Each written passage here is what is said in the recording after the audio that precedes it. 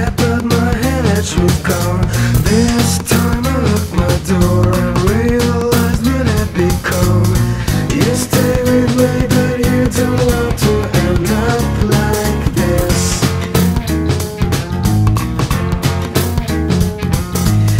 You still love me, but you will never end up like this. Good morning, everybody.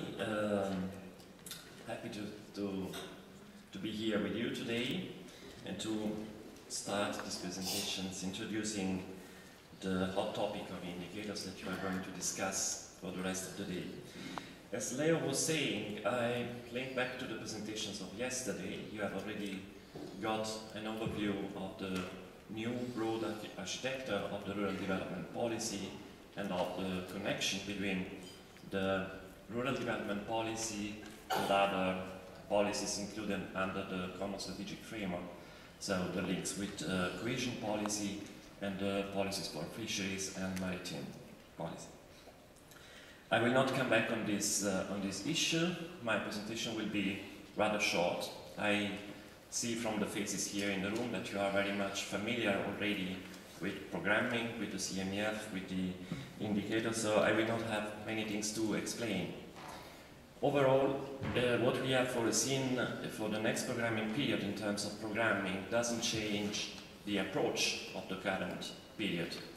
In a way, in summary, the regulation on rural development defines the objectives of the Union, that the Union wants to achieve through the rural development funding in the next programming period, and the instruments which are available for achieving those objectives.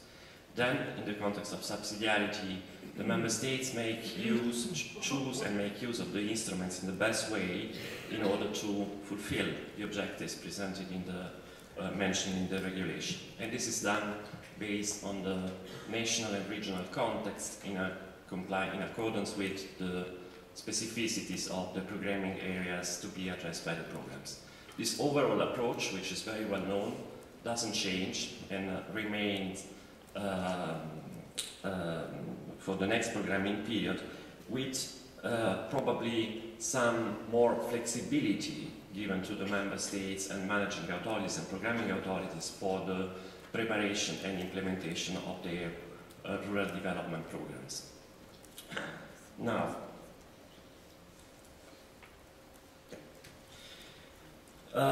very briefly, the rural development programs represent the main document on which we can, here in the Commission, we can understand what is the strategy which has been defined at the level of the programming areas.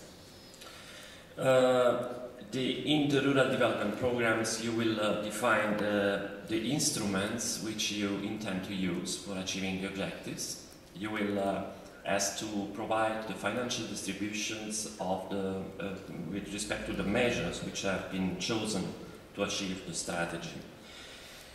The program will also detail those elements which are necessary to fulfill and to be consistent with the national partnership contracts which will be defined for each of the member states.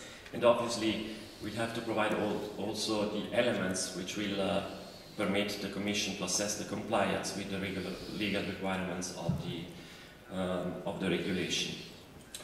All the elements to be included in rural development programs are detailed in Article 9 of the Commission proposal for the new for rural development for the new programming period.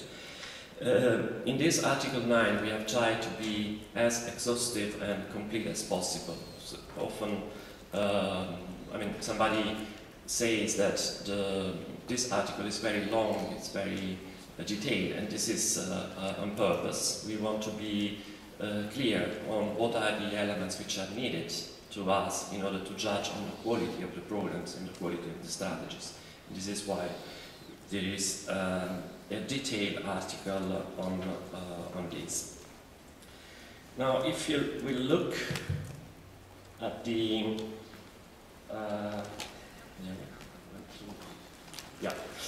If we look at the content of the program, so the content of this Article 9, this is a very short summary, obviously. The main elements of the programs include the ex-ante evaluation and SWOT analysis, which are the building blocks for defining the strategy. And as you know, in the current programming period, we would like to have an implication of the ex-ante evaluators in the definition of the strategy, in all the elements of the strategy, including the SWOT analysis. Then we will ask the member states and programming authorities to include the measures, to explain what are the measures chosen for meeting the objectives, and to give a description of these measures. The measures, and we will come back to this, will be placed directly in relation to the 6 Union priorities for rural development which have been defined and that you have in Article 5 of the Commission proposal. There will be a section in the rural development programs concerning the implementing arrangements, how the programs are intended to be carried out, to be implemented. This includes elements such as the designation of relevant authorities, how the partners are consulted and involved in the implementation of the programs, the approach to local development strategies, etc. Then the financing plan, where it will be explained, the measures will be listed according to their co-financing rates or support rates which are chosen, and an indicator plan, which is another essential part of the rural development program, is the hot topic of today.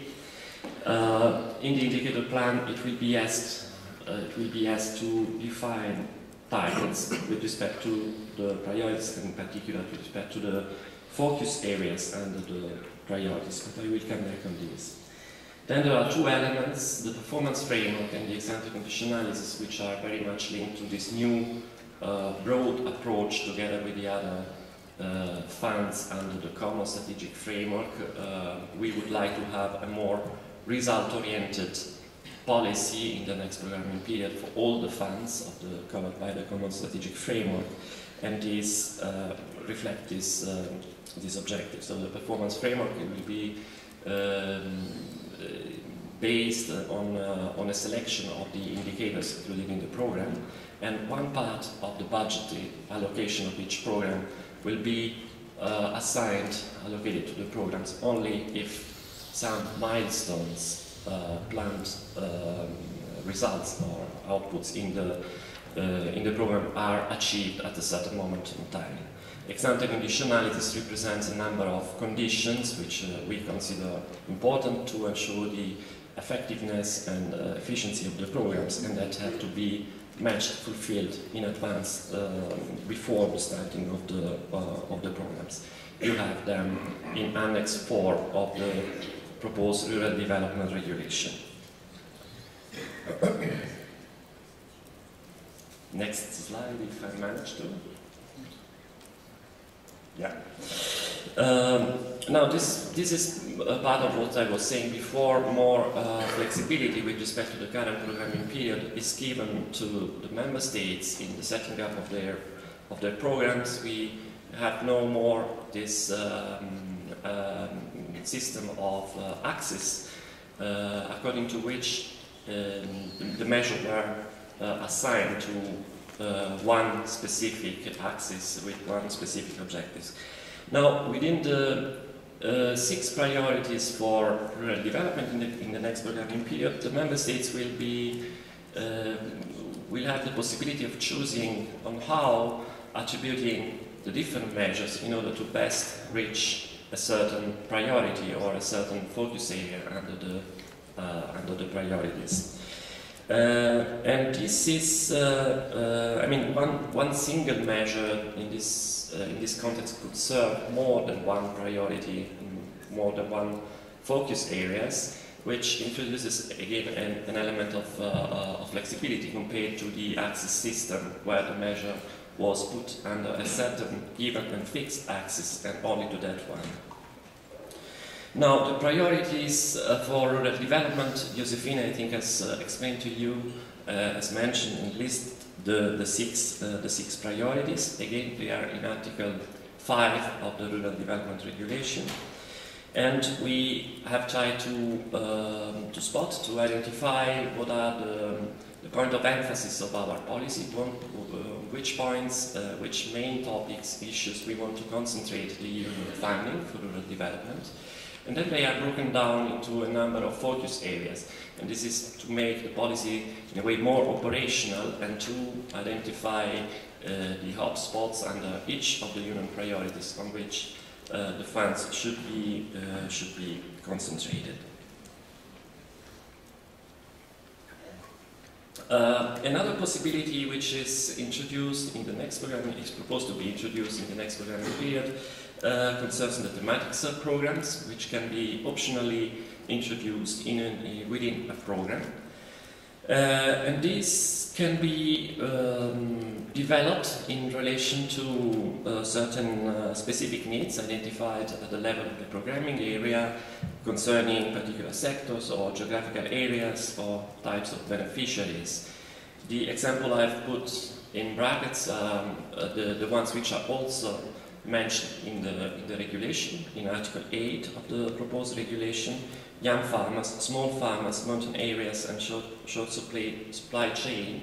These are examples or possibilities for setting up specific sub-programs on these topics. These are also the four ones which can benefit from higher support rates. So this is not an exhaustive list. The sub-programs can cover other issues than the four mentioned here, but these are the only issues for which higher co-financing rates are foreseen in the regulation. The sub-programs, if introduced in a program, will have to go through a specific SWOT analysis with definition of rural development programs. I mean, everything which is also foreseen for a normal program, but no separate financial management. So the financial management will only be at the level of the whole program. Now, I don't know where to point this to change. Yeah. This is a summary, a visual summary of what we have said so far. So, that rural development programs, the upper part of the slide, with possible thematic sub-programs. The starting point is the SWOT analysis and the ex-ante evaluation in the programming areas, or in the areas of the sub-programs, if any, which should feed into a strategy addressing the Union's priorities and focus areas defined in the regulation, and according to which the measures are chosen and attributed to the different priorities and focus areas. I've also included the preparation aspects. I was referring before to the ex-ante conditionalities as an example, and the implementation aspects, for example, the follow-up on the performance reserve. This is a slide on the instruments which are available. First, at the level of the programs, in member states implementing regional programs, there's the possibility of setting up a national framework, which is on the right side of the upper and right side of the slide, and this doesn't change with respect to the current programming periods, the same status quo. At the level of the instruments, technical assistance and networking, no more than 4% of the budgetary allocation of a given program. And the measures, I was talking before in terms of flexibility, the only limitation to this flexibility that we are introducing now is this minimum 5% to leader, budgetary allocation of the program. At least 5% has to be dedicated to leader, and there is also reference in the regulation concerning a minimum spending of 25% for environmental and climate change related issues. Financial instruments, it's part of the instruments that can be used for implementing the programs. They are defined in common with the other funds covered by the Common Strategic Framework, and you will find the legal provisions concerning specifically the financial instruments into the so-called Common Provision Regulation, which is a regulation covering the 5 funds concerned by the Common Strategic Framework. Now, this is an example of what you are going to discuss, I think, more in details after in the current of the day. An example of how the measures can be grouped according to priorities and focus areas, and how this is linked to the issue of indicators. In this example, I'm considering priority 5, one of the 6 priorities defined for the rural development, which is broken down in the focus areas, in the 5 focus areas that you have on the left side of the screen. Then one of these concerns the supply and use of renewable energy, one of these focus areas, and in the big box in the middle of the slide you have a possible selection of measures which could serve the specific focus areas linked to the supply and use of renewable energies. This is an example. I've used my fantasy, but again, the member states will choose the measures which they consider appropriate for reaching the aims of renewable energy. In my case, I've mentioned in form of examples investments in physical assets, farm and business development, village renewable and basic infrastructures, knowledge transfer, advisory services, investments in forest areas and development, cooperation, new technologies. I mean, these are a group of measures which could be relevant for this focus area, which could be included into a program in relation to this focus area.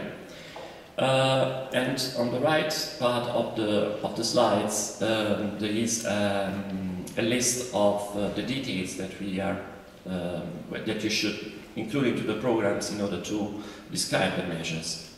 So the relevant operations to be supported under each measure, the eligibility rules, the aid intensity, which kind of beneficiaries, the indicative budget, etc. Now, how it works in the case of indicators, how the indicators are linked to this scheme. First, at the level of the focus areas, the programming authorities will be asked to define, to fix the targets, to do the target setting, and this will be done through result type indicators. But on this, I think Zeli will bombard you with all the necessary information. So targets are defined with respect to the focus areas and through result indicators. At the level of the measures and at the time of programming, you will be requested to make the planned expenditure and the planned outputs for each measure included under a specific focus areas.